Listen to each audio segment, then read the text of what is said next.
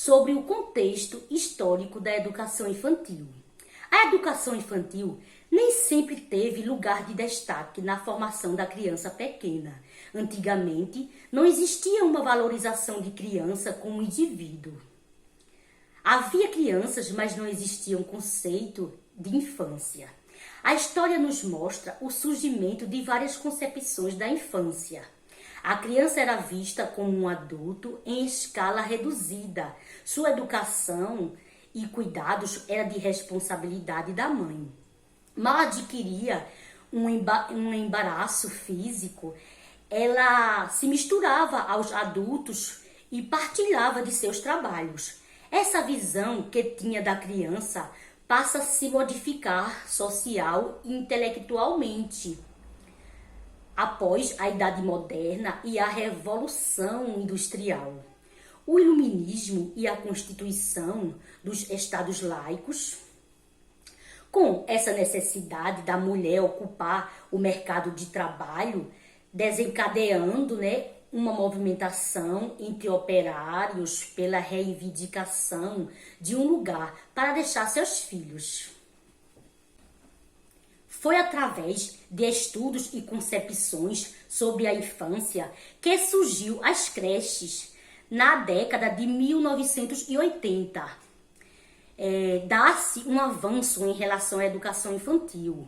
Estudos e pesquisas foram realizadas com o objetivo de discutir a função da creche pré-escola. Foi concluído que, independentemente da classe social, a educação da criança pequena é extremamente importante e que todos deveriam ter acesso a ela.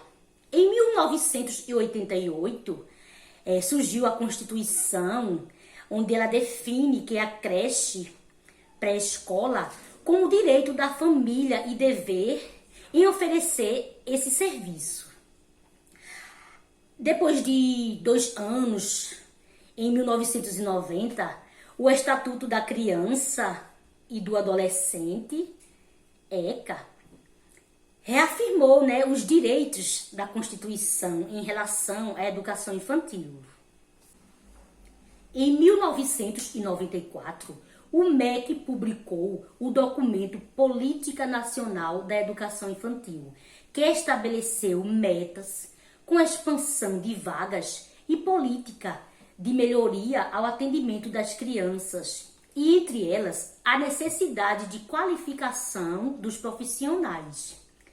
Em 1996, houve a promulgação da Emenda Constitucional que cria a Lei de Diretrizes e Bases da Educação, LDB, que estabelece a necessidade de formação profissional e reafirma também a responsabilidade constitucional dos municípios, contando com as assistências técnicas e financeiras da União e dos Estados. A educação passou a ser a primeira etapa da educação básica, integrando-se aos ensinos fundamentais e médio. Foi daí que a educação ganhou uma dimensão mais ampla. Em 1998, é criado o Referencial Curricular Nacional para a Educação Infantil, um documento que procura nortear o trabalho realizado com crianças de 0 a 6 anos de idade.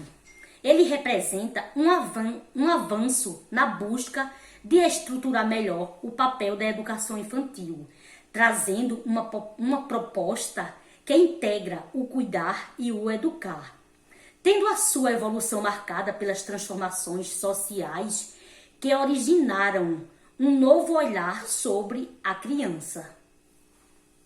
A psicomotricidade com base na história da educação infantil. Antigamente não existia a valorização da criança como indivíduo. O conceito de criança também não existia.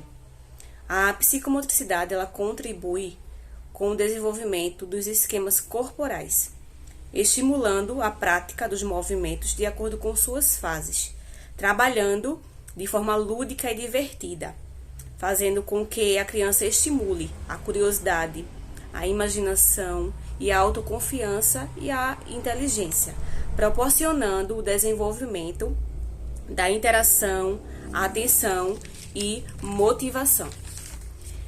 A psicomotricidade busca fazer conexão dos aspectos emocionais, cognitivos e motores de acordo com suas fases, né? De acordo com as fases de cada ser humano.